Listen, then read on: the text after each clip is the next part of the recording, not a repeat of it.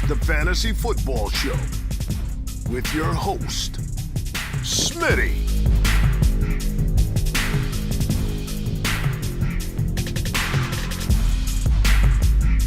Top 5 running back. You're watching the Fantasy Football Show. I'm Smitty. Take a lap. What is going on, good people? You're watching the Fantasy Football Show. And today we're breaking down a ton of topics. One of them being the top, 3, 4, 5 avoids for 2022. Who are we staying clear of in 2022? And of course, we got to talk about our boy Jamar Chase, who is now a top 5 overall player walking into 2022. At me, all you want. At me. While we're talking about Jamar, the panic light is going to go off. But Jamar Chase is top 5. I did a video yesterday, and there was some pushback from, here he is again, people like Gary in here that just can't accept that this man is top 5 bound. He's a top 5 overall player. And anybody that sits on it is going to be upset. Anybody that sits on this information, and I don't know if it's because you didn't own him. I don't know what would make somebody not want to rank Jamar Chase in the top 5 going forward. I don't know what makes someone want to say that this guy can't improve. He was a rookie. Jamar Chase was a rookie in 2021 fantasy football. A rookie. And he finished as a potential top 6, 7 overall player anyway for you. And anybody's worried about this man, becoming better, or he's for sure going to hit a rookie slump, sophomore slump, or that him and Joe Burrow won't gain a bigger and stronger connection. He made so many mistakes this year. He was so inconsistent this year, and people used that against him. He was inconsistent. Smitty, Jamar Chase was so inconsistent. You like him in the top 5? He was a rookie. What do you want from him? He was a rookie. You're literally judging Jamar Chase's final total ceiling and upside based on a rookie season that blew every player out of the water. This man dropped exactly as I said. I told you, Gary, and I don't know if you even responded to this. I told you, did I not? At least confirm this for me, Gary. At least confirm this for me. Did I not tell you, Gary, that he would drop a 3 TD 180-yard game? A 3 TD 180-yard game in the last 4 weeks of the season. Did I not predict that? Gary, at least give me my flowers in terms of that. Because, Gary, you come in here and you say a few things here and there about my Jamar Chase prediction. At least give me that. Devin remembers. I said, wait, a 3 TD 180-yard game is coming. Buy him low. Buy him now. 3 TDs 180-yard games. Gary, at least give me my flowers here. At least give me my flowers, Gary. I'm waiting. Jamar Chase is top 5 overall bound. If you don't want to get on board, that's fine. If my content ruffles your feathers and you want to go the other direction, that's fine. I'm used to it. I don't really care. I'm ranting, I'm raving. Where's my rant button? I'm doing a little bit of a rant, I admit. Time for a Smitty rant. A little bit angry, I admit I'm a little bit flustered on this topic for some reason. I don't know why. I'm pretty thick-skinned. I usually don't care. I admit, I'm a little bothered by this. I think number 1, because we predicted this to happen. Number 2, I pushed it all year. Number 3, a few people come in here and say things like recency bias. So this is a clear case of recency bias. I don't know why that flustered me last night. It flusters me still. I'm human. I'm a human being. I guess you can get under my skin with a few simple things. One, when I predict something to happen and I push it all year, and then he does it and someone comes in and says recency bias. Like, you gotta be kidding me. Out of your mind. In my top 10 bold predictions back in July or August, that I wrote the bold prediction. I chose 10 things to write on. He's one of them in August. You can't find another player that I promoted more maybe than CeeDee Lamb, who had kind of a down year.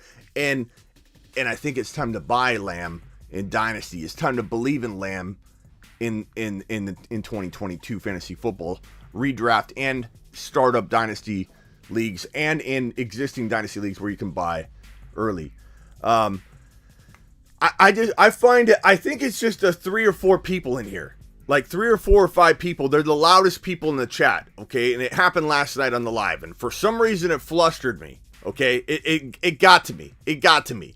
But there were about 4, maybe 5 people that got under my skin for some reason last night because they were loud about it. They were loud. I know majority of the people were like, yeah. And then there were 4 or 5 people that kept repeating the same phrase. Let me see if I can find him in here. Chase will be a second-round pick most likely. That's not true. That's not true, Brandon. He's not going to be a second-round pick. Are you out of your mind, Brandon? There's no way. There's no way he's a second-round pick. Not to mention, Brandon, you have an entire postseason where he's going to increase his value even more. If he crapped the bed, let's say, the entire playoffs, maybe he'd fall into the second round. But there's no way he's not the second or third wide receiver drafted. I'm putting him as my number 1 wide receiver drafted. I'm putting him in my top 5 overall. No question about it. No equivocation. No hesitation. No stutter step. Am I stuttering? No. Jamar Chase, top 5 guaranteed lock for me. And I'm overpaying if I've got to. I'm taking him 5, 6, 7. Now, last night, I said he's 3 bound. But that doesn't mean you draft him there. But everybody came in and said, hey, not everybody. A few select people came in and said, you can't take him number 3, not listening to what I'm saying. Smitty, how can you rank him in the 3 to 5 when he's going to go later? Because it's called rankings versus ADP. It's called taking advantage of the ADP. Me ranking Jamar 3 to 5 means you're going to clean up, young man. Bob from accounting, you're going to clean up if you draft this man in the 6, 7, 8 range because he's my 3 to 5. He's my 3 to 5. At me. Apparently, this irks me. I don't know why. I feel like the evidence is right in front of your face. Right in front of your face. But yet, there's a recency bias theme coming out. Smitty's recency bias. How am I recency bias? I've been leading the charge. There's nothing recent about me ranking him in my top 5 overall. I did a video in August that said, hey, let's get in the time machine. We got in the time machine. We traveled into the future. This is a video I have. And I said, hi, I'm Smitty from the future. Let me tell you who the number 1 wide receiver is, Jamar Chase. Recency bias, this is why it bothers me. Because I know Brandon's not watching my content all the way through. Brandon's not watching all my content. Brandon. Oh, boy. And Gary, you can't possibly be watching all the content all the way through. Or you would know that I've been saying this from the beginning. It's kind of like, I don't know, somebody predicting the Bengals are going to win the division. And then coming in now and saying, Smitty, of course the Bengals are going to win the division. Of course the Bengals are good. No one thought that later. That's recency bias. Recency bias is not when somebody's touting somebody all off season long, telling you they're the number 1 dynasty wide receiver in the future, telling you this, telling you that, and then somebody coming in saying, well, you just like him because he did good. You gotta be out of your mind. Out of your mind. Top 5 overall. Top 5 overall. Goodness gracious, man. What a way to start the show. Now let's get on to the more controversial topic. Let's see here. People were already drafting in the first round. I know. Robert, I don't know. Maybe that's why is I can't get through to like 4 or 5 people that are the loudest in here. And it's making me feel like more people are seeing it this way. He's a first round lock in Dynasty. He's a top 5 to 7 lock in terms of ADP and what other people are going to do. He's a top 3 to 5 overall dynasty player for me. There are literally 2 players I would rather have. Let me put it this way. Let me put Jamar Chase back on the screen. We're not done. We're obviously not done. There are literally, I'm telling you this right now. This isn't ADP. This isn't me using ADP to my advantage right here.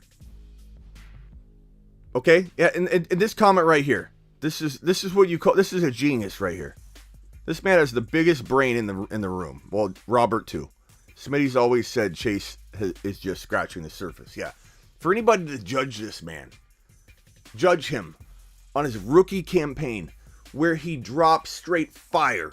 And the words out of your mouth are, he's inconsistent. He's way too inconsistent, Smitty. What are you talking about? He's a rookie. How many times? I have a video that explains this in detail. Insane detail. That a rookie in week 1, around 9, 10, weeks 9, 10, 11, 12, week 18. This is called the rookie wall. And Najee Harris hit it. We talked about it. He broke through the wall. He broke through a little later than we would have liked. That happens. You have to know rookies get tired. Running backs get tired. Najee Harris breaking through the rookie wall and doing what he did in week 17 gives us hope that this guy is actually confirmed to be that next level dude, because he didn't break. He didn't have a downfall, and then we walk into a sophomore year going, he looked great, but he never recovered from the rookie wall. Najee blew through the rookie wall. He just had a struggle to get through it, and part of it was offensively geared. Some of it was he was tired, and he's been overworked, and he's had low yards per carry, given what he could do if Pittsburgh had a better quarterback, a better offense, and moved the football down the field, which they will have next year, and we'll go over that in a second. But I said over and over for weeks that rookie walls sometimes can be thin. They can be 1 or 2 weeks. They can be 2 weeks long. They can be 3 weeks long. And the wall literally, so here's Jamar Chase, just completely terrorizing fantasy football. Here he comes, hits the rookie wall, and he just struggles to get through it a little bit. He did. He struggled to get through it. It's a thick wall. Sometimes it's thicker for some players versus others. And then he gets here. And then what did I tell you? Najee Harris and Jamar Chase, because they're special, would break through and continue on course the way that they were going, the trajectory that they were going, the upward angle. Everything was going to continue. And that's what happened to Jamar Chase. When a rookie pushes through a rookie wall and explodes and becomes even better than they were before the rookie wall, it's a telling sign. It's a gift that tells you this guy's gonna be special, because you just don't do that unless you're special. If you were just a good situational rookie, okay? You're just a good situational rookie, you would, after the rookie wall, it level or go down because you're still tired. You push through the wall, you never truly recover. You don't have that it factor. But no, Najee and Jamar both exploded. Both of them. Najee and Chase. Okay? I'm not saying that if you don't push through the rookie wall that you can't become elite, like if Najee or Chase didn't, but it's a telling sign that you're already there. Okay? Accept it and move on. The fact that anybody is thinking that this kid's inconsistent or that he can't bring an increased level of everything that he does the next season, that Joe Burrow won't get better, that's the part that's so crazy to me, is that there are so many components here at play. Jamar Chase is going to improve. Jamar Chase is going to get better. Jamar Chase is going to be better on every level. The team will be better. The team will be able to block better. They'll have more time. The defense will get better. Everything is a cascading effect. And on top of that, If Joe Burrow gets better, and he will every single game, every single week, every single year, by an extreme amount, because quarterbacks evolve, they get better, they learn things.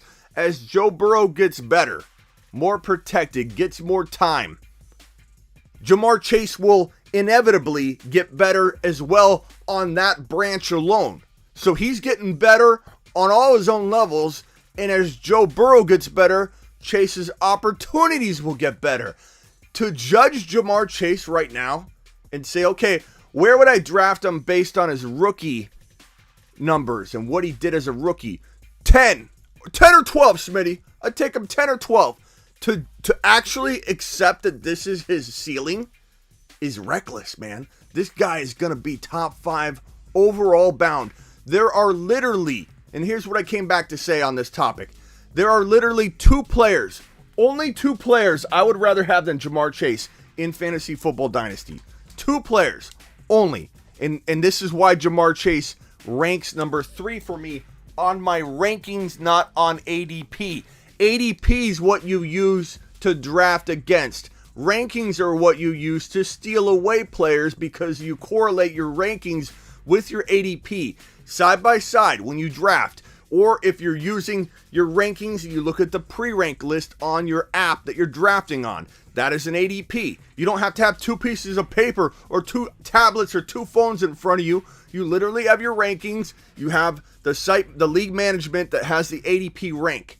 Okay? If Jamar Chase isn't ranking 3 and you pick a number 5, you don't need to trade up. You're going to land him if he's ranking 7 or 8 and you got the 5 pick. More than likely. No one's saying you got to take Jamar 3. I'm telling you he's 3. I'm telling you Jamar Chase is 3 in Dynasty. So if we're sitting here like this, I would rather have JT. This is Dynasty. I'd rather have JT. I'd rather have Najee Harris. And there are no other players that I don't care if I've got to buy high or not sell high or low or however the heck I got to get into this. There are only 2 players that I like more than Jamar Chase in Dynasty 2022. There are only 2. I will not sell high at this value. I will hold. This man is top 3 overall, and I'm not ashamed to admit it at all. And it rubs some people. I think it's smaller than it looks because the chat's loud about it, but I don't care. This is how I feel. And it's irresponsible of me to not tell you that, because every year, a lot of the stuff that gets cranked out on this channel gets a lot of pushback. Sometimes I'm wrong. I'm not saying I'm always right or that I'm perfect, but we get a lot of pushback on some of the risers, because guess what?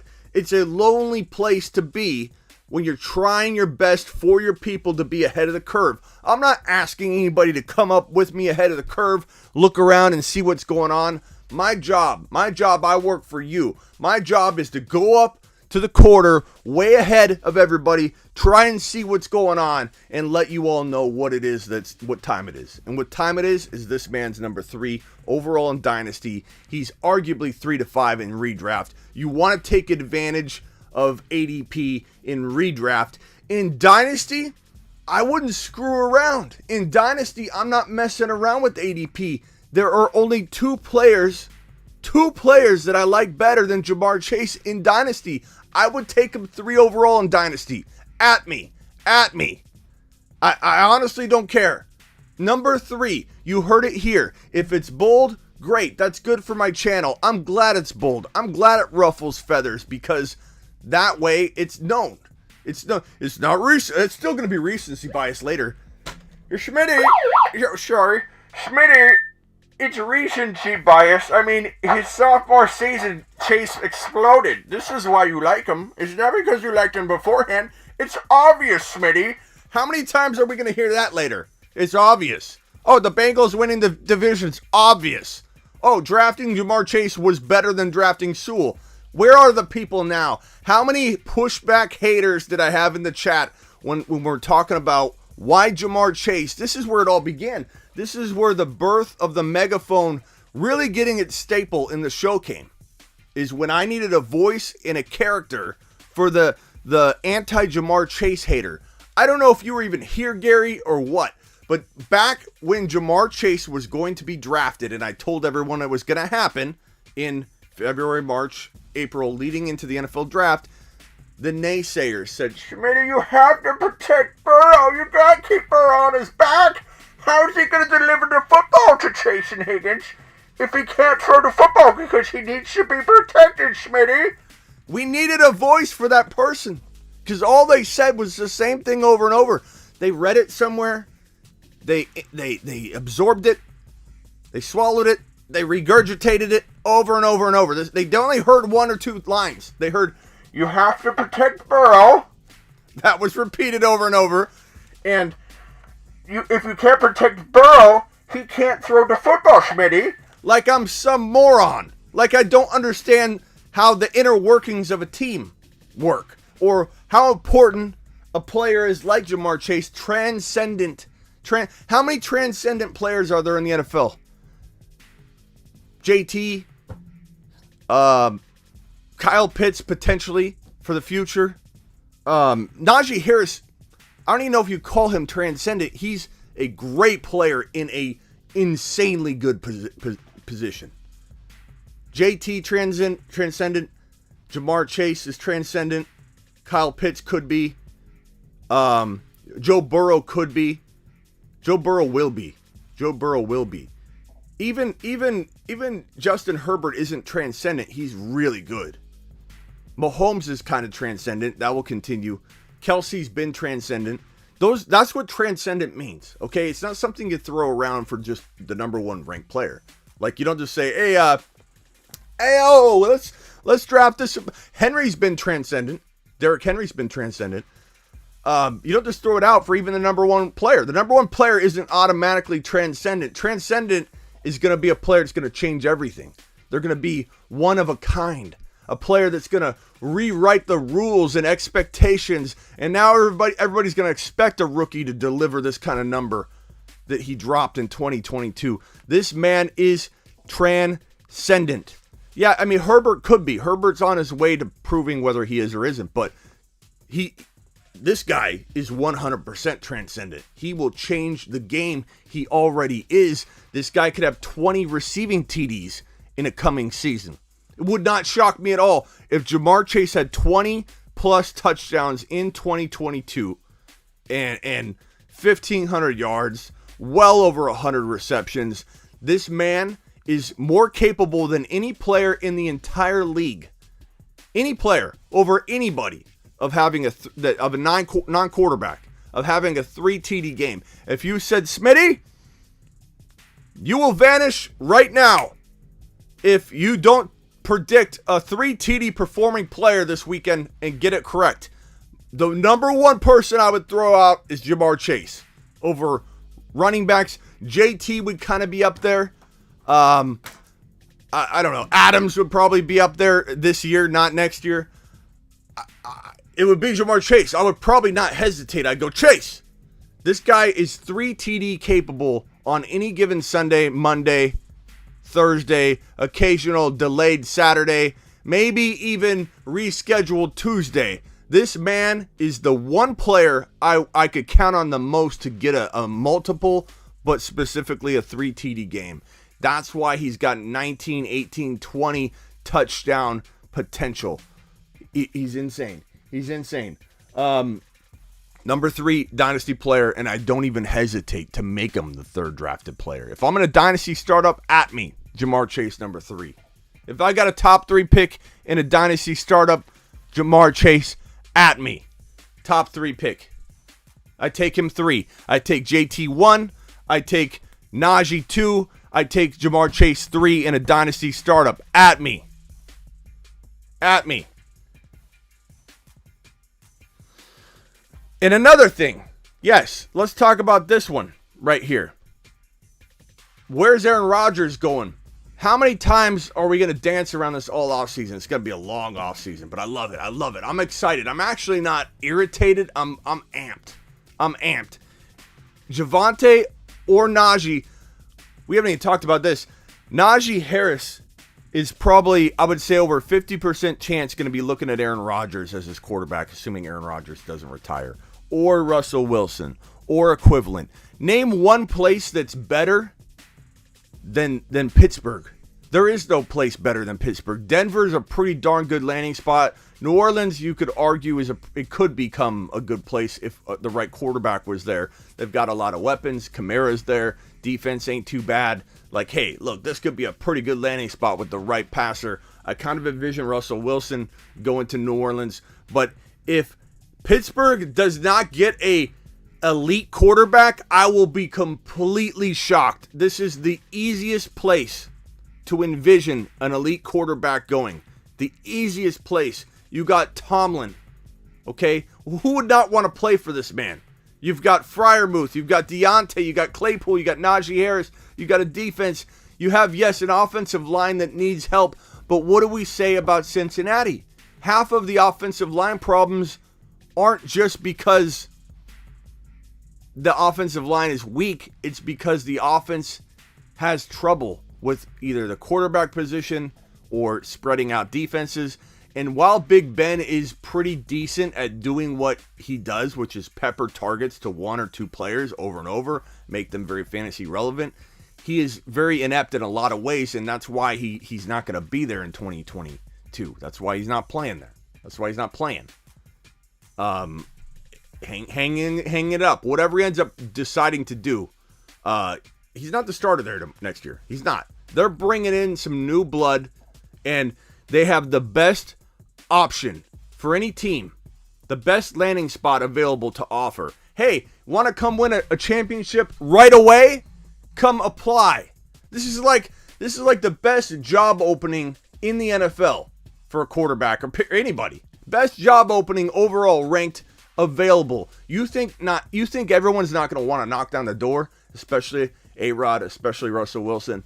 One of these two guys will be in uniform in Pittsburgh, and that's going to make Najee Harris arguable to be at least equal to JT, because with A-Rod, this man will score, 18 to 20 TDs. Okay? Now, Javonte Williams could be the other benefactor of where Aaron Rodgers goes, because if Javonte plus A-Rod happens, that's going to mean, 17 to 19 TDs for Javonte Williams. So wherever A-Rod goes, and if Russell Wilson goes there, probably not the same number of TD potential that you'd get as you get with A-Rod, because A-Rod manufactures TDs. Aaron Jones is going to be evident of that. Like Aaron Jones, we're going to talk in a minute. I've got Aaron Jones peeping right here in the corner of my never draft again list. These are my top 3, I guess you could say, avoids for 2022 right now. And let's talk about those and get into that. But just know A-Rod's going to be a big topic in the offseason. A-Rod's going to guide a lot of fantasy football values heading into weeks, or into months of February through September drafting and draft prep and all that. A-Rod's going to influence a lot. If A-Rod lands in Pittsburgh, Deontay to the moon. Freiermuth to the moon. Jamar Chase believers are going to start arguing, and they have every right to argue that he's going to be the number one wide receiver under A-Rod's helm. I'm not saying it'll be Claypool. I'm saying give people the respect they deserve when they say, hey, this could happen or that could happen. I'm tired of seeing people say, especially in the chat, guys, have respect for everybody's opinion. You can be strong about it, but if someone says, hey, Claypool is going to be better than Deontay, even though I don't agree with that, that's a bold take. Let them have their bold take. There's no need to tear anybody's prediction down. This is fantasy football. What if I walked in and said Cooper Kupp's going to be the number one wide receiver and a top 5 overall pick in 2022, and I said that before 2021 started? I'd look out of my mind. Anything can happen. I don't want to hear it. Anything can happen. Even predictions some of you are making, like Jamar Chase is going to have a sophomore slump. He could, okay? But have some respect for other people's takes, because anything can happen. Why do I think A-Rod's leaving?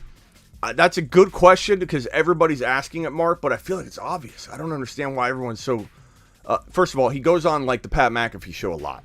And there's a lot of conversation that's had constantly about Green Bay. And whenever A-Rod's asked, do you like playing in Green Bay? And anybody that doesn't watch any of these interviews, I could understand why you maybe aren't on the same page as me, and that's fine. So I'm explaining it. When asked, do you like Green Bay? It's done with a smile. Everybody knows what's really being asked, and A-Rod says things like, I love playing football. But do you like playing in Green Bay? A-Rod pauses, smiles, smirks, and goes, I like going out and playing football every day. He doesn't want to be there. He doesn't like Green Bay. He loves the fans. He appreciates the fans. He loves the players and his teammates. He's made it abundantly clear. If you don't restructure my contract, I'm retiring. He literally threatened retirement if they didn't restructure his contract to leave. And Mark, I'm not saying this to you. You're my boy, Mark. But people do often say, Smitty, what makes you think A-Rod's leaving?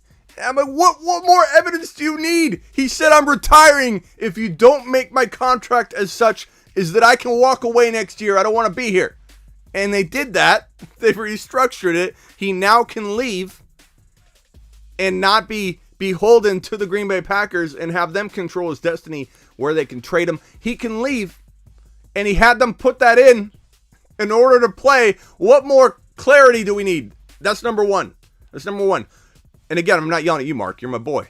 Number two.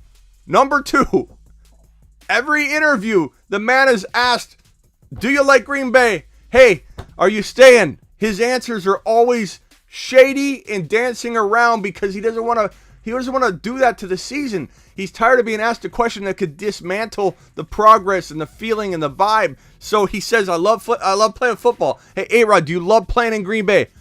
I love playing football. Like, what more does anybody want? He doesn't want to be there. He's made it abundantly clear.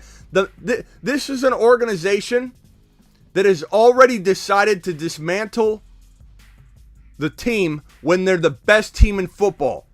If that doesn't tell you how badly run Green Bay really is at the top level, and of course they have a winning team, they have a lot of great players, there's a lot of good going on in Green Bay. Let's be honest, a lot of us would die to have our home team be Green Bay and to have this arsenal of talent on the team, to be a Super Bowl contending team, to be the favorite by a lot of people to win the Super Bowl. They're probably going to win the Super Bowl. I will tell you right now, they will probably win the Super Bowl. They're my favorite. I think Cincinnati is going to surprise some people and maybe get into the big dance. I'm going to tell you that right now. If not, it's KC versus Green Bay. Anything could happen. Give me Green Bay to win it all. But to tell you how badly run this Green Bay organization is from the top, they have never once tried to include A-Rod, one of the best quarterbacks in the history of the NFL. They have never once tried to include A-Rod in personnel decisions. Hey, do you think it'd be a good idea if we hired this guy? Or, hey, do you think it would be a good thing for our team if we brought in this guy? Hey, should we give this contract extension to this player? Should we do... Why? What more evidence do you need that an organization is run piss poor when you don't utilize the skill set, the advice? Make Aaron Rodgers a consigliere. This guy should be the consigliere of the year. You would, if I had any say in Green Bay, and I know the ownership's different than any other team, so we can't really speak to ownership. If I was running things in Green Bay, okay, the first thing I would do is call up A-Rod. I would have A-Rod in my office every single day, being, what do we do? What do we do, GOAT? What do we do, GOAT? What do you need, GOAT? What do you need? I'll get you whatever you need. You need a wide receiver? He's only been asking for a wide receiver 2 for like 15 years. Okay? He's only wanted an elite wide receiver 2 for like 15 years. They don't bring anybody in. I thought they should have drafted Claypool. He would have been phenomenal in Green Bay. He wanted a wide receiver. They refused to listen to this man who's got more knowledge than anybody there. He's got more knowledge than a lot of coaches in the NFL. He would make a fantastic coach, and I hope he decides to coach someday. A-Rod should be utilized. He is not. no promise of, okay, we'll do that going forward, A-Rod, is going to keep him. His number one goal right now is happiness. He's very much in that track right now of his life. He doesn't care about football as much as he does happiness. He doesn't care about football as much as he does peace of mind. He's proving that with all the other little things going on in his life and all the people attacking him, yet A-Rod's doing what's good for him. He's doing what's good for him. He's happy. He's at peace. He's not negative. He's very honest. Aside from the whole debacle that everybody wants to say, okay, he was dishonest about, let's forget that. I'm not going to talk about that or go there. A-Rod is always very, very honest when asked a question. Do you love Green Bay? Instead of saying, I love Green Bay, it's the best ever, he's honest. He goes, I love playing football. You know, hey, what do you think about this? He tells you he's a straight shooter. Aside from the one situation, he gives you the most honest and freaking, I don't know, refreshing press conference you could ever endure. A-Rod is a champion.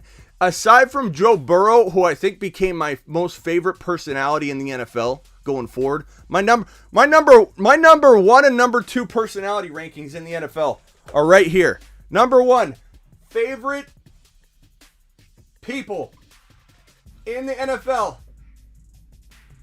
Number one, Joe Burrow.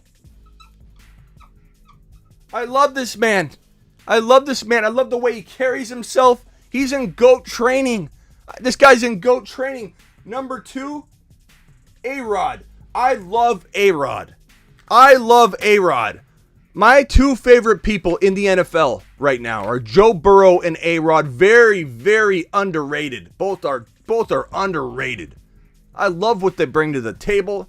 I love the confidence they have, the swagger they have, the honesty they have. They command a team better than I've seen. And this man, A-Rod's had handcuffs on his entire time in Green Bay, and yet people think this man he's going to stay. He's going to stay. He's not going to stay. I don't understand this. He's not going to stay. He's not going to stay. There's no reason for him to stay. They have never listened to him. They never will. And even if they promise to, he's not about to take a promise and go into another chapter. He's got literally 1 or 2 seasons left mentally in his mind. I think he's done after 1 or 2 seasons. He potentially could retire after this year. He's retiring before he goes back to Green Bay. He's got the choice to do what he wants, but I'm just telling you, if I had to rank the odds of everything to happen, going to Pittsburgh or a situation like that is number one. Number two is retirement. Number three is going back to Green Bay. That's how confident I believe in that. There's no way you go to the lengths that you did if you're A-Rod to get out of Green Bay contractually and then go back. He's not going back. There's nothing. It doesn't matter if they win the Super Bowl. Doesn't matter if they fall short and lose in the big dance. It's not going to impact him. A-Rod is not the guy that's going to cry on the field if they lose the Super Bowl. I'm not trying to attack any personality or emotional state where people do cry when they lose. A-Rod's not going to cry if he doesn't win the Super Bowl. He'll walk out with a smile. He'll shake whoever's hand. Joe Burrow? He'll shake Joe Burrow's hand and say, congratulations, young GOAT. And literally, he'll be in a press conference after going, you know, we didn't get the throws we wanted through that 5-yard slant to Devontae Adams. And we fell, half a yard short of the first down. Like, this guy's a concise, clear talker, and he's not emotional. He's professional. He knows how to make professional decisions. Now, when he retires, will he be teary-eyed? Yeah, he will. I'm not saying the guy's not emotional or lacks emotion, but this is a man all about business and all about happiness. He's not making any decisions based on feeling or whatever. This is not at his stage in his life. He's going to Pittsburgh, Denver, or New Orleans, or another team maybe I'm not quite thinking of right now. And then I'm later going to be like, boom. But it's Pittsburgh for me. Who would not want to go to Pittsburgh? And why would Tomlin want anybody else? Even over Russell Wilson. Why would Tomlin want anybody else? You don't think they've got a jet waiting for A-Rod right now to wine and dine this man? Let's go to the next. No, that's not the right music. No, I mean, that's a good music for this one, but here.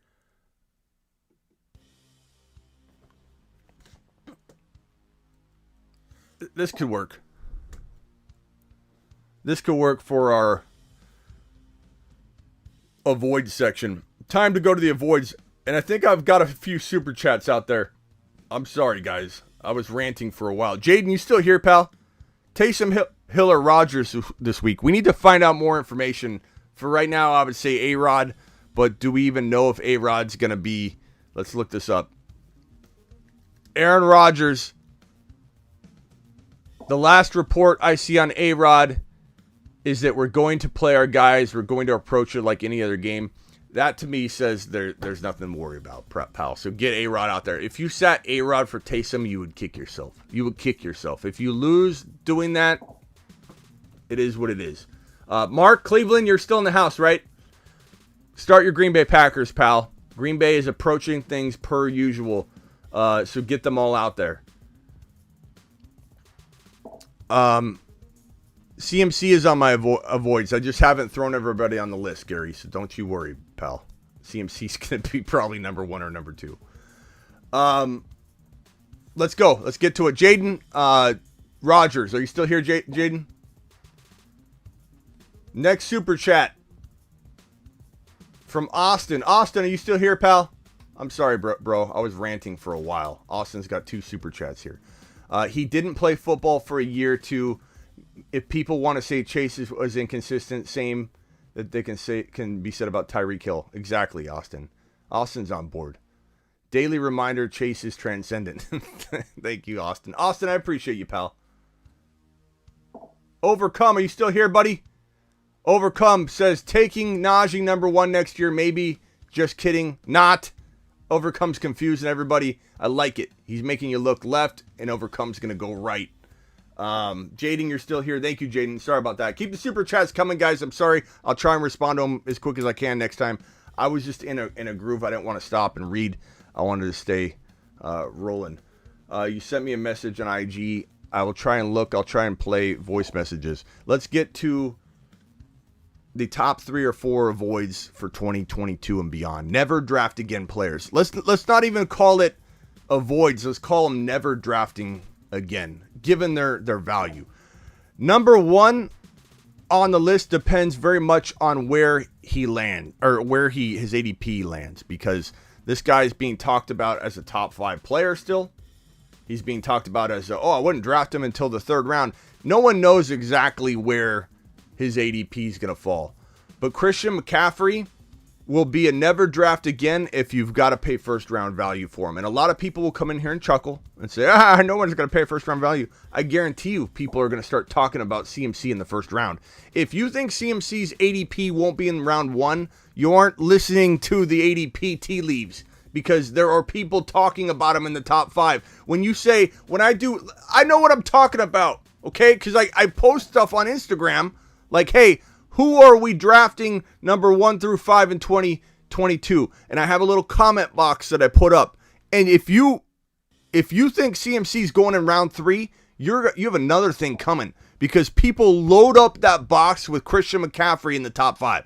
I get so many top 5 rankings sent my way from followers on Instagram, and it goes out to everybody. So this isn't like a select group of people in a weird league. This is everybody on IG that watches my stories and decides to comment.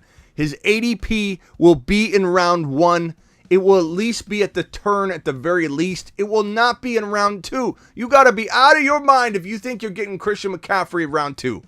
Or round 3 specifically, which is hilarious.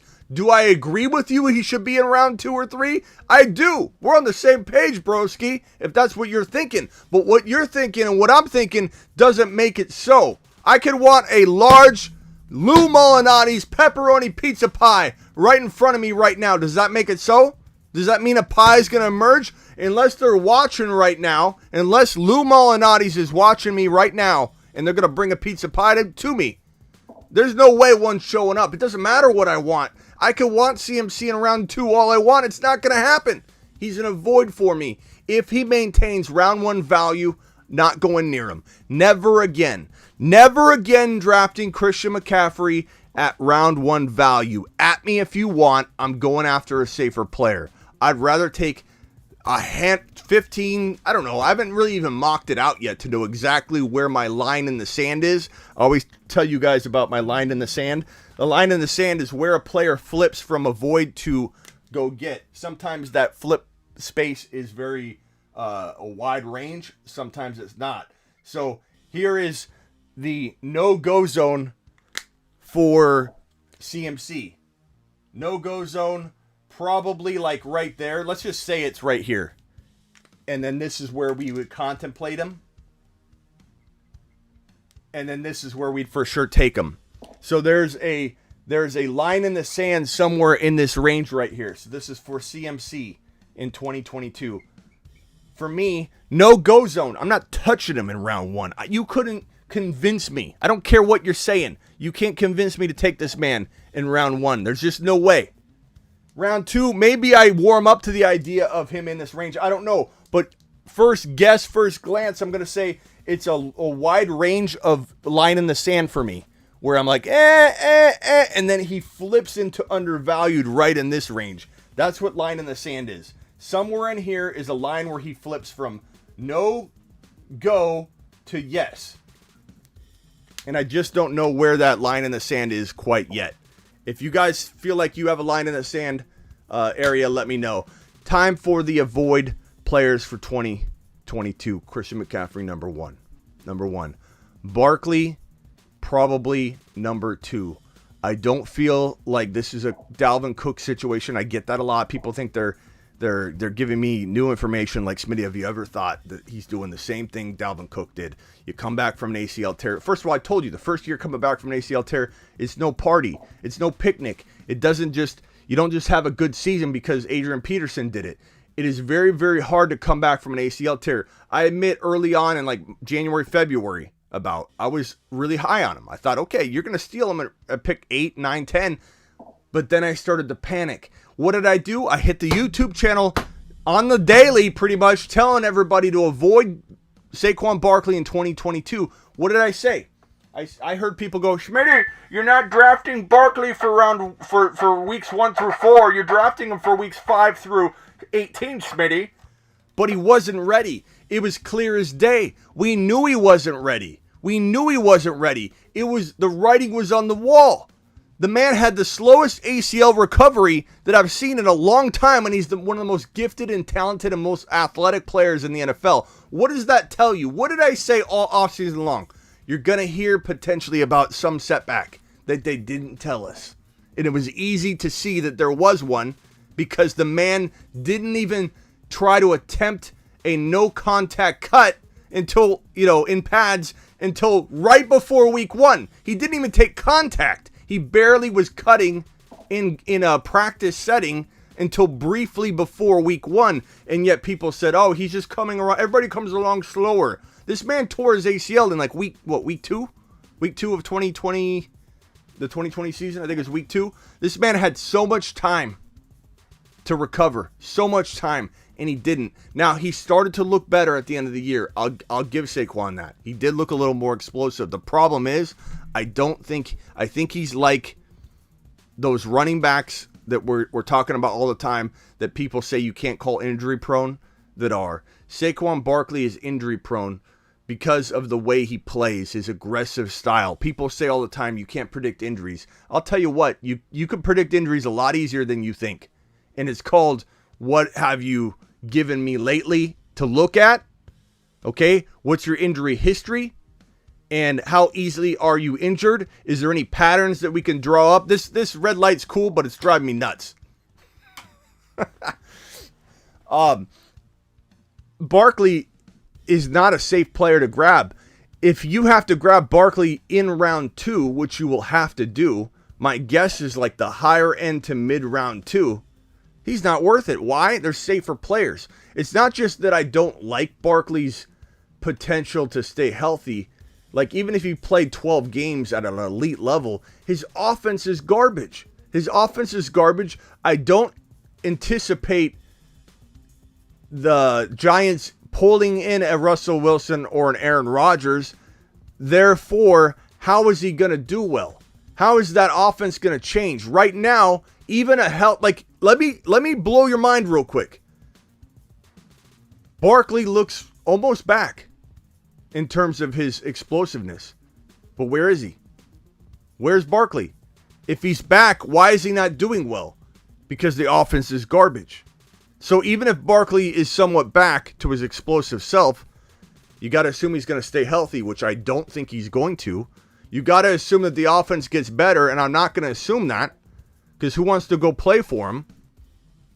So we're looking at Barkley, no change for Barkley. What's changed for Barkley? He's still a big injury risk. His offense is still garbage, and I just don't trust him. There's safer players to grab. I won't draft him again. I'm not going near Barkley.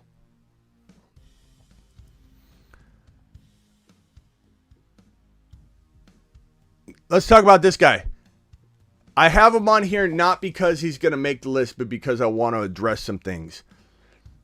This guy is going to eventually get hurt again. His workload is through the roof. But I'm going to tell you one thing. He's not on this list. And I brought him up here because I knew people were going to ask me about him. And I wanted to shoot down the idea that I wouldn't draft him. Because despite me saying don't draft Henry in 2021, I'm taking a different approach. We're doing things a little differently on the Fantasy Football Show when it comes to these types of players that still have the talent, but are going to eventually get hurt, that are not going to play full seasons, that are going to let you down at the cost of entry. The cost of entry for Henry could be number 1 overall or number 4 overall. But guess what we're doing?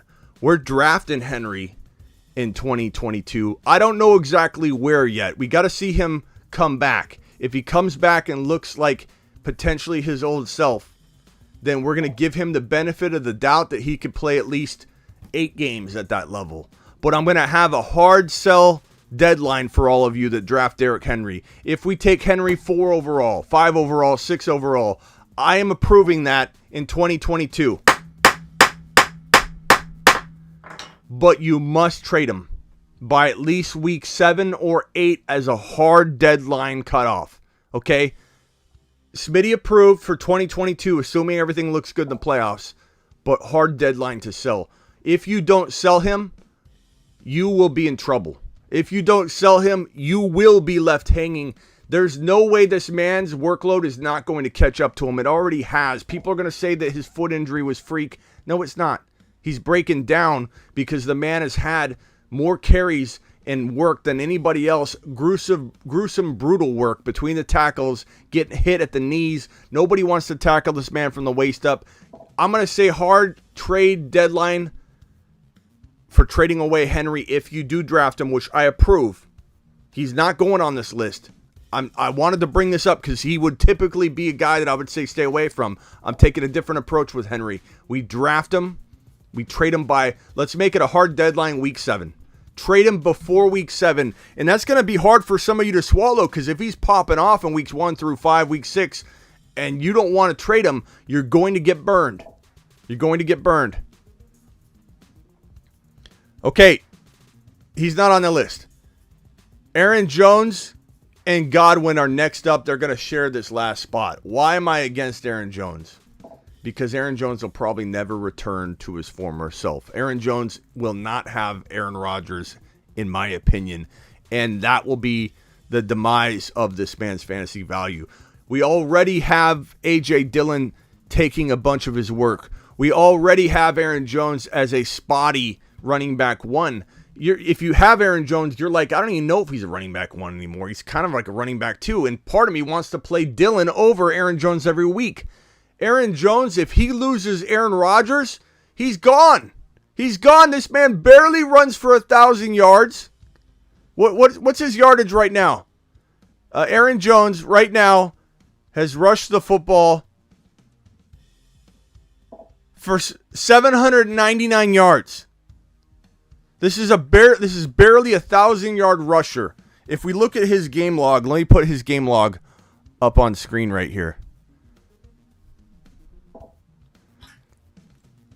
This is Aaron Jones. Now, granted, he's got a lot of receiving production, which is not on this list. But Aaron Jones, 2021, he's at 799 yards. He's played 15 games. He misses time. Look at that. 14 games the year prior. He did play 16 games in 2019. And who predicted that breakout season? Your man Smitty. He was my number 4 or number 5 bold prediction. I said, watch out for Aaron Jones. He's fit. He's getting his nutrition on point. The dude had never had a better offseason than he had in heading into 2019. And that was a breakout prediction. And I'm very much a big fan of Aaron Jones, and I loved him that year. But look at 448 rushing yards, 728 rushing yards, barely 1,000 in 2019, 1084. 1104 was his biggest total in 2020, 799. Look at his touchdowns. 16 in 2019. If you include his receiving touchdowns, he's over 10 in 2018. He had let's see here. He had 1 in 2018. He had 3 in 2019. He has 6 rushing touchdowns this year. So he has 10 total scores this year. You take away his touchdowns, this man vanishes from the face of the earth. He has manufactured built-in fantasy football value at the hands of Aaron Rodgers and at the hands of Aaron Rodgers alone. If this man is given more work on the ground to accommodate for not having the touchdown production that Aaron Rodgers force feeds him, he'll get hurt. He'll get hurt. This man misses time. 12 games, 14 games, 15 games. This guy misses time. He will miss time. He will get hurt. If he doesn't have the touchdown production, he will get hurt or he won't deliver. Plain and simple, don't draft Aaron Jones in 2022, not at the cost of entry. Let me repeat that if the ADPs change drastically for these guys, I will change my tune. I could change my tune. I reserve the right to change my tune. Chris Godwin continuously gets hurt. Depends on where his ADP goes, but I think that a lot of people with the departure of AB, there's going to be a hype train kicking into gear walking into this next season. A lot of people are going to want to call this man, let me pull up his stats and put it on screen. A lot of people are going to call this man a steal, a sleeper, undervalued. Here's Chris Godwin's. This is Chris Godwin's game stats right here. Let me get rid of Jamar so people don't think I'm talking about Jamar. Jamar, I'm sorry, I got to take you off screen, pal, but you've been good to us. Godwin. Now, Godwin hasn't missed as many games as you'd think, but he's always banged up. Always banged up. It's going to catch up to him. He's going to start missing more and more time as he gets older and his body can't weather through the minor injuries and play through them. So we're going to see Godwin get overvalued because AB's gone. AB's gone. Godwin's going to rise in everybody's minds. Oh, this will be the year. But this man can't stay healthy.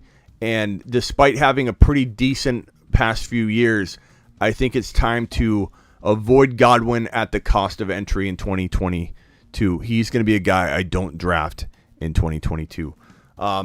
That's my initial list that I came up with on the fly here. There, of course, are more players that I would avoid or more players that I'll caution people against drafting in 2022. But those are my initial players that I wanted to toss your way.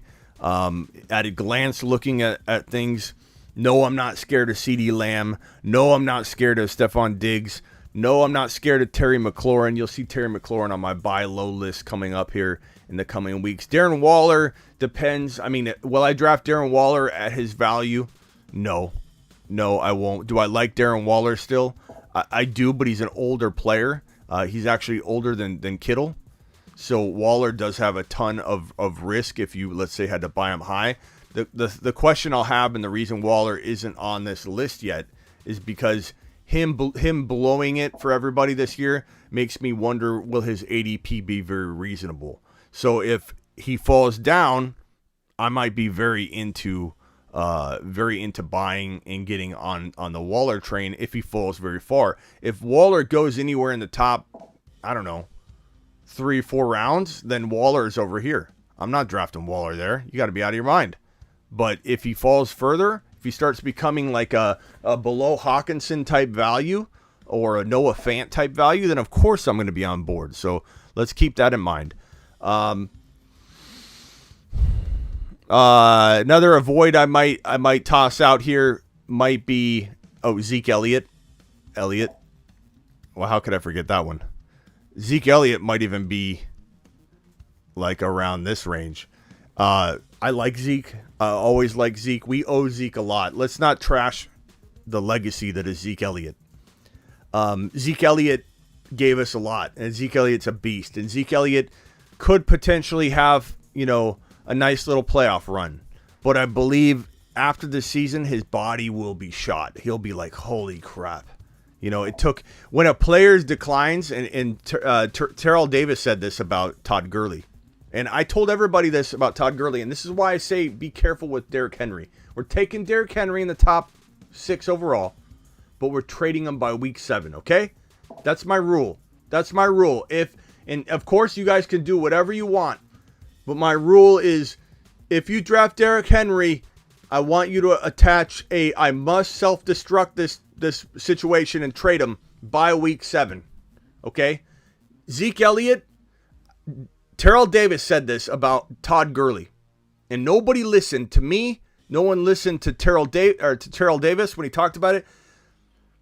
There's a point in a running back's career where they're running and they know they're done. They know the decline's coming. Terrell Davis said he knew his knees were shot during a game.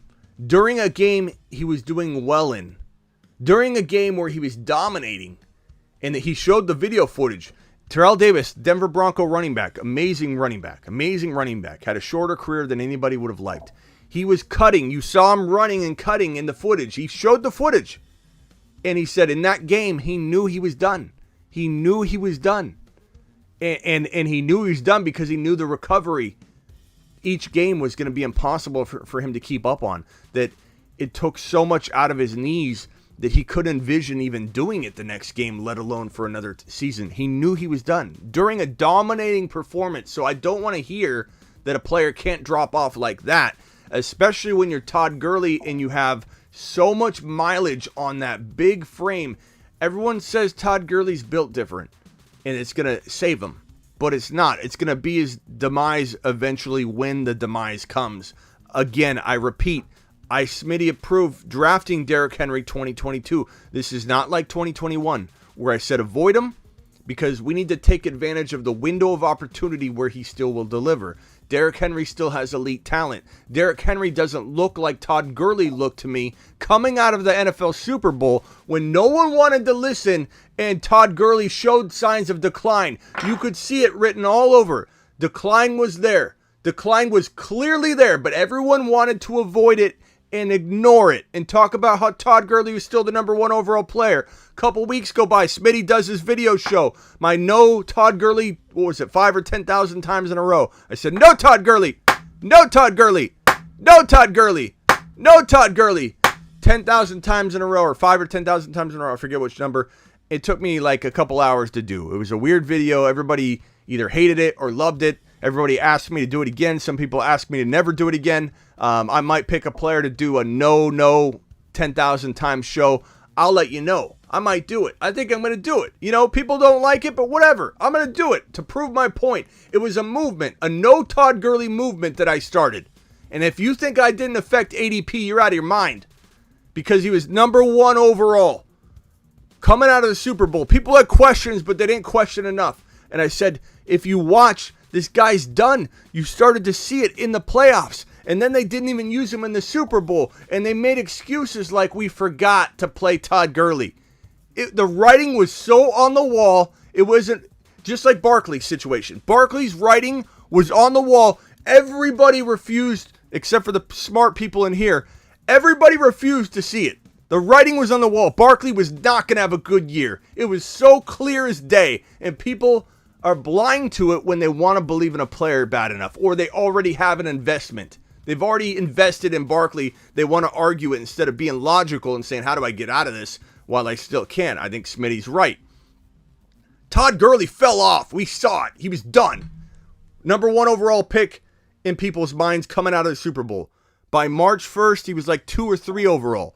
By April, by the NFL draft, he fell to probably like, I don't know, maybe 8 or 9. We got that man's ADP down into the 4th round. It climbed back up as he started to look a little healthier, but not healthy. And he was never going to have that step again. And he started to get drafted in like round 2. But we got it all the way down to round 4. Zeke Elliott, this is the same thing, folks. We see the decline. The decline is already here. You can see a little bit of a spark once in a while from him. He's having trouble staying healthy. And even if Zeke Elliott has a little bit of power left, and he does, you can see it sometimes. He has a little bit of power, a little bit of juice. It's on borrowed time. The gas tank is literally on, like, empty. And yeah, he's got enough to floor it, but eventually at some point during either the playoffs, if they go far, the Cowboys, or in the very beginning of the season, he's going to run out of gas, and you're going to see it go like that because he's puttering. He's puttering. The gas tank is on empty. He still has a little bit of a spark. People see Zeke Elliott pop off real quick, and they go, he's still got it. He's still got it. He's puttering. He's going to run out of gas. It's going to happen in 2022. Don't be left holding this bag. Zeke Elliott at the cost of entry, which will have to be, I would say people are going to take him in the second to third round, depending on how he finishes. You go near him, you're going to get burned. This is a great one to throw up. I'm sorry I didn't have it up there sooner. C. Patterson's also a good one. The only reason I didn't really think to put him up is because people are already so upset at him that he crapped the bed the remaining weeks. I don't know how many people are going to take him really high. But if for any reason Cordero Patterson climbs up people's rankings, I don't think he will. I think he'll be avoided by a lot of people. He would be on this list because it's a perfect storm of situation that's set up for Cordero Patterson that I don't think can be repeated. It's an outlier, and it's a clear, defined outlier. There's no like ambiguity around how it happened. It happened because situation opened up. Mike Davis didn't deliver except for in week 17. Mike Davis didn't do anything all year. He was garbage. Ridley decided to walk away from the game. Kyle Pitts didn't have the season a lot of people had hoped for, even though it was a remarkable season and people's expectations were they're crazy, out of this world. Pitts was amazing. This offense was very limited.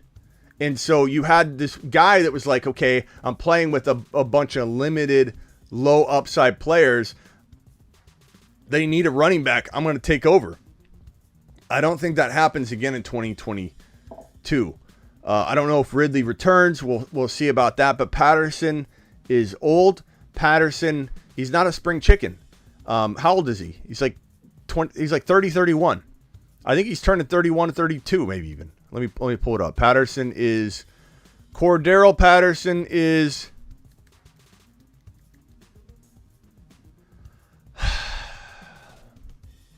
30 years old, turning 31 in March. Turning 31 in March. There's no way. So if for any reason you've got high hopes for him in 2022, stay clear. I don't think he'll be a guy that a lot of people are over targeting. Other players to avoid. I mean, goodness gracious, man. Looking at this list, I'd probably say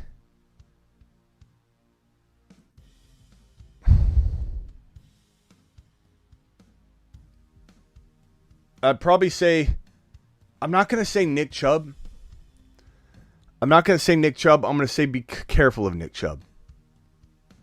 That offense, the way they game script out the run sometimes, the fact that I don't believe in Baker, the offense can fall apart. It worries me. Akers, yeah. I mean, Akers, I'll throw him up here too. And that's going to burn a lot of people because people are so excited about this comeback story. But Akers is somebody that I'm probably going to avoid. Is there a place where I could envision grabbing him? Let me tell you the breakdown on Akers. So, as we've said on the show 100,000 times, and people take this in a different direction. They start talking about ACL tears or Kevin Durant in basketball. We've never, ever had a running back return to an elite level of play after a torn Achilles tendon. Okay? Ever. And we only have a few examples, and that's the problem. That's what's going for Akers. There's a couple pros going for Akers. Number one, we don't have a lot of data of big-name running backs tearing their ACL or their Achilles at a young age and getting a chance to come back and prove themselves. Now, Foreman it's not a joke. I mean, Foreman looks to his old self. He does. He looks pretty good. Foreman looks pretty good, but it's taken him a long time. So people need to understand that Foreman tore his Achilles a while ago. It wasn't like, I forget how many years ago it was, but he tore his Achilles. He's tried to make a comeback for a while. And so Foreman finally looks potentially to his old self, but he's not an elite rusher. He's not getting elite volume. He's getting spot duty. And so for that reason, I don't know that we can use Foreman in this example because A, he's not elite. B, he hasn't been getting volume all year. He shares carries and he's getting spot duty and he looks good on occasion, but Foreman hasn't had any longevity whatsoever to account for being, inside this group of players that has recovered. There are no players. You got Marlon Mack, you got Foreman. The thing going for Akers is that no elite running back has torn his Achilles tendon at a young age and had the opportunity to come back to potentially a starting role. They really want Akers, I think, to return, and it depends on the NFL draft, too. The NFL draft could put a damper on this for people because they could take another running back. Look, McVay is not about, I owe it to anybody. McVay will take a running back if a running back falls to the 4th round.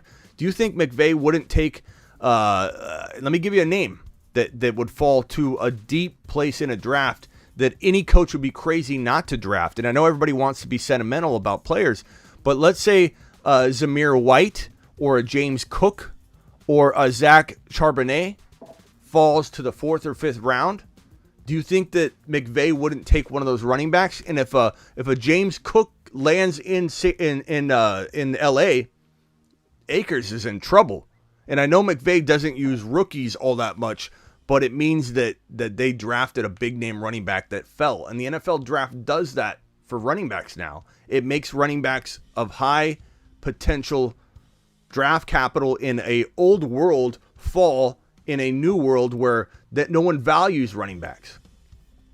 Marlon Mack, Mike isn't going to do anything, bro. He's not any fantasy asset at all. He's not a guy that's going to be somebody you should be worried about.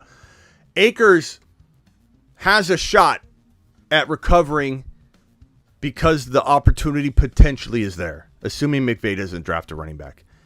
He is young, which we've never really seen an elite running back at his age tear his Achilles tendon. He appears to have had a quick and speedy recovery because he's young, and that's a thing going for him. The problem is they're rushing this man back. If this is not incentive-based so that he gains his incentives, if this is not so that he gains the money that he needs by being on the active roster, if they actually plan to play him in the playoffs, they are upping his chance of re-injury by an astronomical amount. To come back about 6 months, I was under 6 months when they were talking about this. By the time he hits the field, it'll be slightly over 6 months that this man will be recovered from a torn Achilles tendon, an injury that is brutal.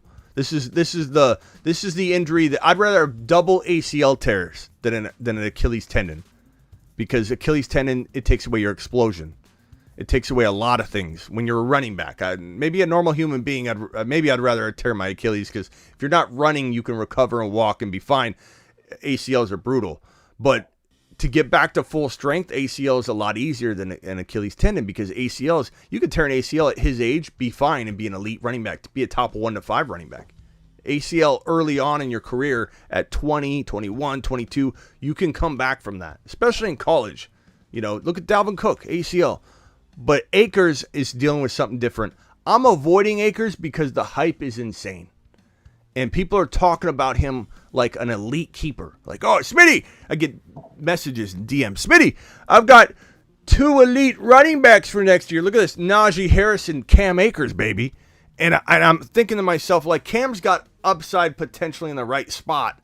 But as your elite running back, as your for sure locked and loaded running back too, I'm not going near Akers at that value. I will not draft Akers at the price tag that I anticipate people slapping on him walking into 2022. He's going to be costly, and I'm not going near it.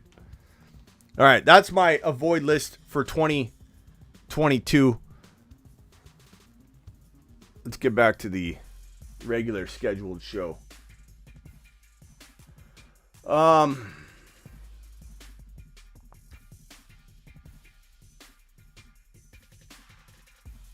Hit me with your questions. Guy tried to trade me C. Patterson for Higgins in Dynasty. Yeah, that's a no-go.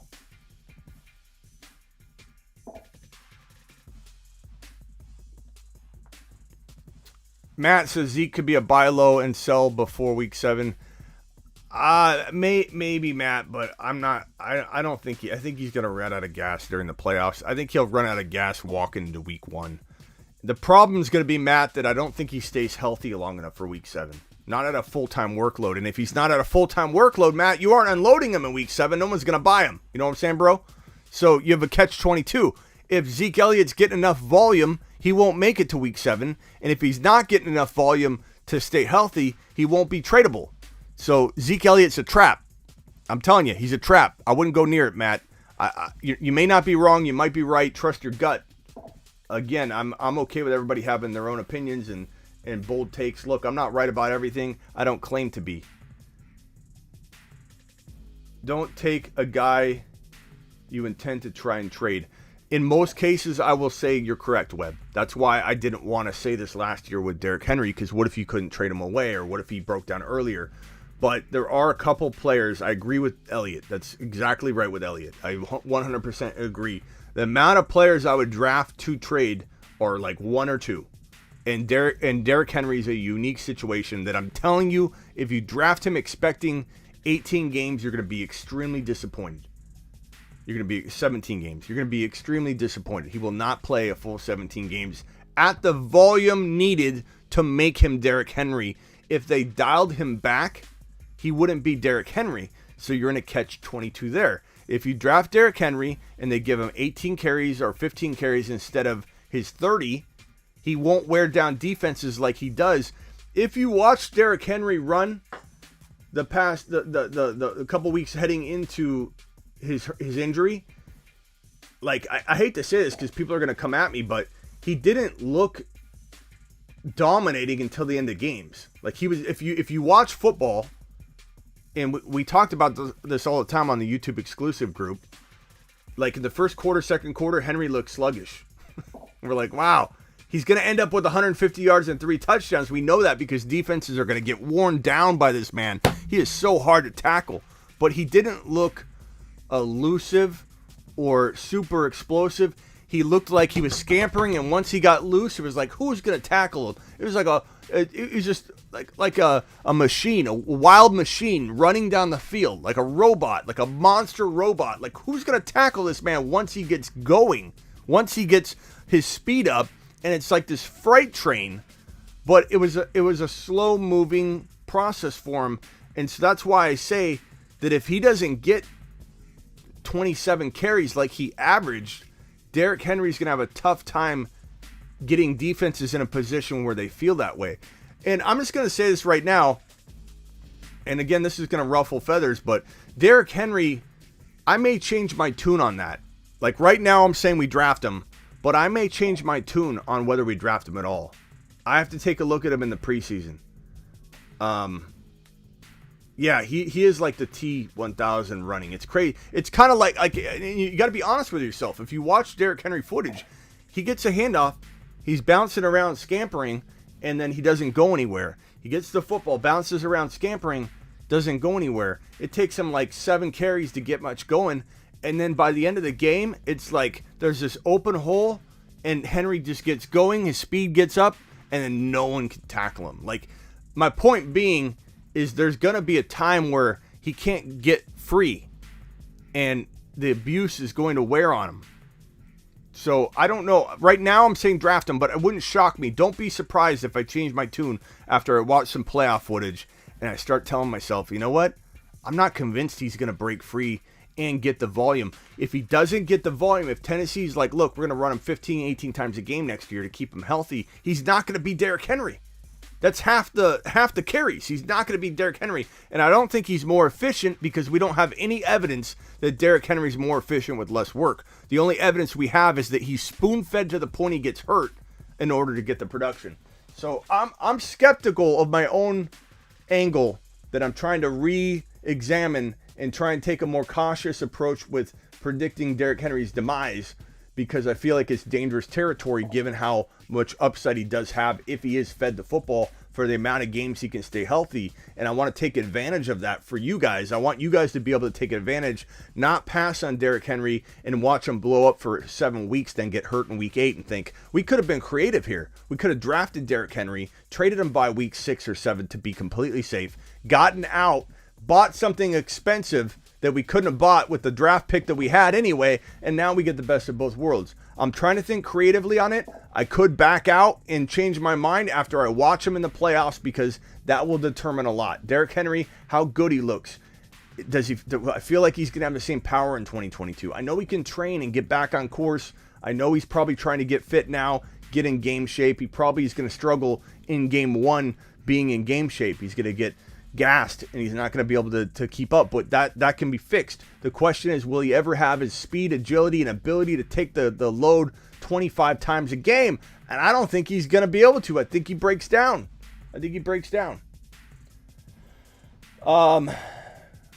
You think Darrell Williams has later round value? No, I don't trust that running back situation. Look, if there's one player I've been wrong on, and I don't think it's because of talent, but it's because I didn't assess the situation properly, it's Clyde. Clyde Edwards-Helaire, I don't think I'm ever going to... I wouldn't say I wouldn't draft him again, because I don't think he's getting drafted high. I think there'll be places where you can draft him. But I don't think I believe that Clyde will work out to the tune at all that I thought he would. And that's a shame. It's a disappointment. It's a learning process too. Even myself... And this is why I'm creating the courses at sleeperu.com this year. I myself need to work on different deficiencies I have as a fantasy analyst or owner, and recognizing the risky situations that unfolded a certain way that didn't work out, and apply them to my thinking moving forward. We all need to learn. We all have weaknesses. Some of my weaknesses, I would say, would be assessing the situation and not letting the talent override, because I have no doubt about it that Clyde Edwards-Helaire has the skill set. He's been phased out of the run. He's gotten hurt. Staying healthy could have been a problem that I didn't want to accept. We all have biases in everything we do. And if you don't try and improve your weaknesses to become dominant in your weak area, you'll never become a well-rounded, dominating fantasy football machine that can take anything that gets thrown at you. How many people have you met in your life? Probably 1 or 2 in your fantasy leagues where this guy seems to constantly make the right moves. He always manages his team well. I've got a buddy who I feel is a 7 out of 10 drafter. Kind of a garbage drafter. Like, I blow him up in the draft every time. I'm like, God, I outdraft this guy over and over and over. He is one of the best managers I know. He makes amazing in-season decisions. He makes amazing waiver wire predictions ahead of the curve. He's a 9 or a 10 out of 10 owner, but he never fixes his draft skill. And if he ever did, he'd be unstoppable. That's where I come in. That's where I want to help every one of you understand that this is like a university for me. Sleeperu.com, my site, is like a university right behind me. Sleeperu.com. I want to make sure you all know your weaknesses so you can improve them, because if you improve them, you're unstoppable. And you have to be honest with yourself and say, where do I go wrong each year? Is it trading away players I believed in and I never hold them long enough to see them grow? Is it my draft? Do I mess up in the 2nd and 3rd round every year? Do I trade away my draft picks wrong? Could I trade away my draft picks to improve? Do I not buy into this every year and it ends up working out? Am I a good wide receiver drafter, but I don't do it because people say you got to go running back?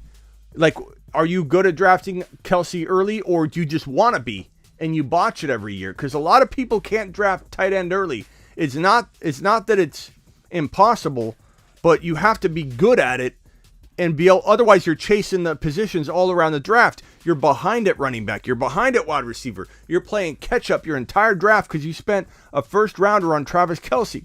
It's not an easy thing to do. Drafting Kelce in round 1 takes a certain amount of skill in a certain little area to pull it off. It's not something that anybody can just do. And that's another ridiculous thing that a lot of fantasy analysts do, is they tell someone, go draft Kelce in round 1. If you don't know how to draft Kelce in round 1, you're going to botch your draft and screw it all up. It's not easy. You have training wheels on when you start that process. You can't just go out and just rip off a Travis Kelce in round 1 approach. You out of your mind? You out of your mind? It can be done. It can be advantageous, but you got to know what you're doing. You got to know how to do that. Drafting tight end early is a good and bad move for some people. And some people are good at early wide receiver drafting. Some people are good at early quarterback drafting. Some people are good at early running back drafting. Some people are good at running back. Some people are good at wide receiver. And for anybody to say you need to take an elite running back, you have to take an elite running back with your first pick, that is a crazy approach too. Because everybody drafts differently. How can you speak to somebody's draft skill and what they're good at when you don't even know? So I'm here to tell you, everyone needs to draft to their strength. Trudeau says Henry's the clear number 2 as of right now. I don't know about clear, bro. Like, Trudeau, I appreciate your take, and I'm not saying you're wrong. And again, I would draft him to trade him. I would not keep this man for 17 weeks. I think you're going to get burned. But clear? Like, the dude hasn't even returned. I wouldn't say clear, Trudeau. I would say arguable. But clear? I mean, there's nothing clear about it, bro. He's got to come back. We got to see what he's looking like. We got to see what kind of volume he's going to get. Definitely not clear. I think you're not wrong to be excited about him if he's your guy. I just wouldn't say clear. I'd say there's a lot that needs to happen. Rip off Kyler Murray QB round 1. I ripped off Kyler Murray QB round 1. Not sure what that means, Mealy. Najee is the number 2 for me. Yeah, Najee could be the number 1, arguably. It wouldn't shock me if Aaron Rodgers ends up in Green Bay, Najee Harris could be the number 1. All right, Aaron Rodgers ends up in Pittsburgh, he could be the number 1. Are there open spots in the 96 team league? Absolutely. Anybody that drops a $20 super chat, let's see if I can find the league. This is what we're dealing with right here. Where is this? League. I give you Fantasy Cup 2022. 15 rounds. 96 owners. That's 1,440 picks. 8 copies of every player in the player pool. That means Jonathan Taylor will likely consume all of picks 1 through 8. And Henry and Cup could make up most of picks 9 through 24. 60-minute timer.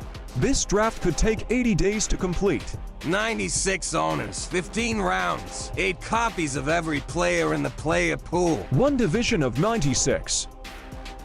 1 winner. I give you Fantasy Cup 2022.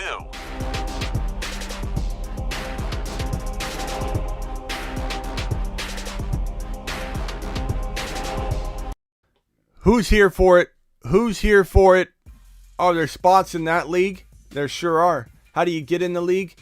Any $20 super chat to help out the show gets a spot. So if you want in on that 96 team battle that we call the Fantasy Cup 2022, all you've got to do is shoot a $20 super chat over and you will get a spot. It's not an entry fee of any kind. We will be giving away things like these amazing rings from my boys over at Custom Fantasy Rings. Custom Fantasy Rings is going to be giving one of these away to our winner. And this is like $150 to $300 ring. It's not your mom's ring. It's not your dad's ring, your grandma's ring. This thing is like a Super Bowl ring. It's meant to feel and look like a real Super Bowl ring. That's the whole concept behind the company. They didn't want to make $39 rings. They wanted to make elite looking rings that you could be proud of. If you've ever wanted to own a Super Bowl ring and when you were a young kid, this is like your dream coming true. It's a heavy piece of jewelry. You got to be careful when you wear it out because someone's going to want to take it right off your finger. It's that kind of jewelry. So Stormcat is in. Stormcat, DM me on Instagram right now, pal. I'm going to keep refreshing till I see it.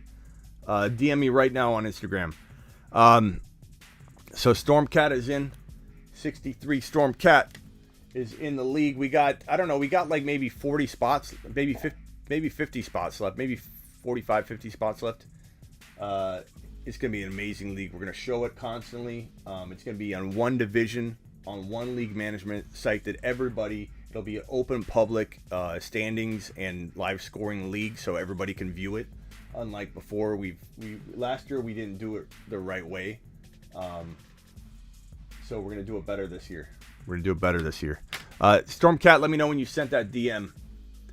Rico says, you helped me win my league. Attaboy, Rico. Appreciate you. Appreciate everybody coming in here letting me know they won their league. If you won your league, drop it in the chat right now. Let's see who won their league. And we're going to end it on that note. Appreciate everybody being in here. Stormcat, I'm looking for your DM. I need to see the DM though, bro. Tell me if you won your league. Never ever drafting CMC again. He lost me the league. Yeah. I got him on this list, bro. Number 1. Don't draft. Not at the ADP. Balls Life says, I will be taking home the chip in the league. Nice job, pal. Chandler with a super chat. Last night, you talked about Devontae losing a ton of value with Rodgers gone. What type of value will Deontay gain if Rodgers joins Pittsburgh? Which is a phenomenal question and a great topic and something we'll go over in tremendous detail. I imagine he's, right now he's a borderline wide receiver 1. He can dance in that range. The inconsistencies in that offense, I think, and potential injury concern a little bit for him, make him tough to rank ahead of some, 10, 11, 12 wide receivers. It just makes it tough. It doesn't mean he's not like right there for us. But if Deontay has A-Rod throwing him the ball, top 5 to 7 potential. I mean, I don't know that you want to draft him in the top 5 because the top 5 is loaded. But I would say he's got 5 to 7 upside easily, at least top 7. But like you could argue 5. Like he's gonna have that much upside with A-Rod throwing him the football if A-Rod does land in Pittsburgh. Storm, did you send it?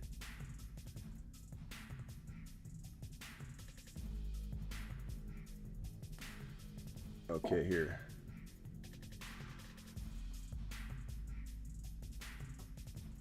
Storm, what's your first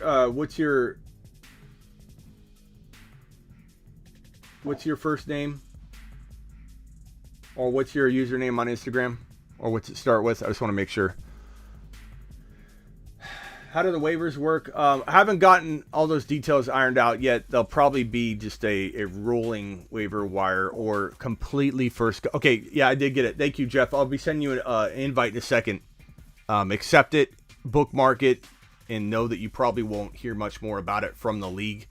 And you'll hear all the details all week and month. So, if you have any questions, your questions will be answered, I assure you. Waivers... it might be like open first come first serve, never closed. I don't know. We might do something crazy like that because I don't want to deal with any commission.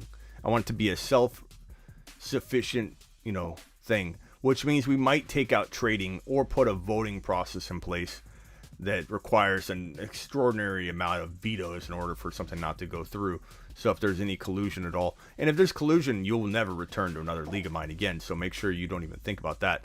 But if there was any kind of horrible trade that ruins the league, maybe there's a voting process. Maybe I just take trading out of it entirely. That way there's nothing to even commish.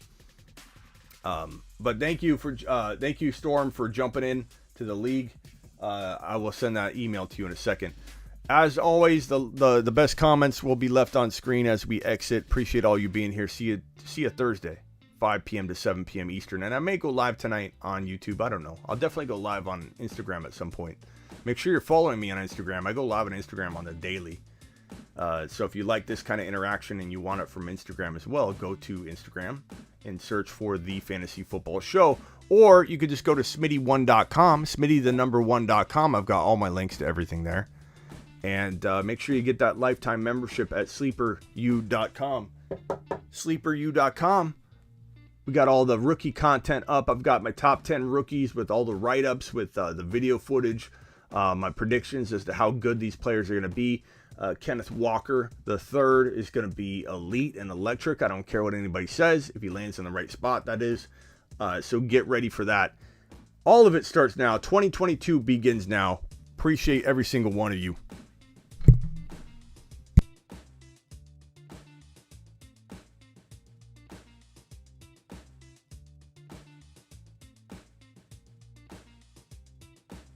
Can a Canadian play in the league? Yeah. I mean, I don't see why not. It's not a DFS type of thing. It's just a regular fantasy league on myfantasyleague.com. So if you can go to myfantasyleague.com and create an account, you should be fine.